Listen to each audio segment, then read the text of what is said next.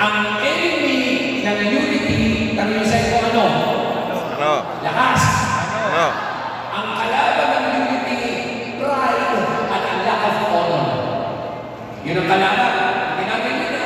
Ang kalaban ng unity para makakisa, whether mag-asawa, whether sa church, whether sa gobyerno, ay ang mga pride at kawalan ng honor. In fact, listen to me, ha? Ito po, ang strategy, ang isa sa best strategy ng demonyo para sirain tayo, ang tawag dito ay divide and conquer. Pag sinabing divide and conquer, ang gagawin, mahahati kayo, tapos mawawasa kayo. Sa mag-asawa, ganyan yan, di ba? Magkaiba na kayo ng pinupuntahan, magkaiba na kayo ng iniisip, nag-divide kayo sa araw, wasak na kayo. Sa church, nag-meeting na. Pagkatapos ng meeting, may meeting pa. Strategy ng demonyo. Kaya yung mga chismosa sa demonyo. Wala ka sa.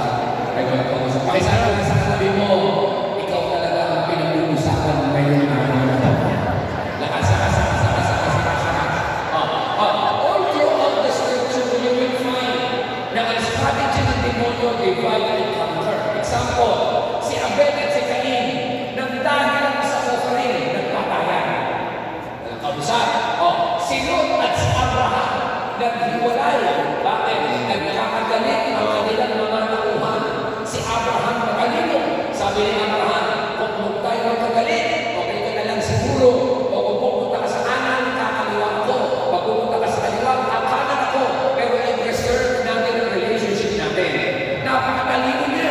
Pero ang divide and conquer, gusto mo wasak yan. O example pa ng divide and conquer, yung mga kapatid ni Joseph. Diba? Ano nangyari? May dream si Joseph. Hindi nila dream si Joseph.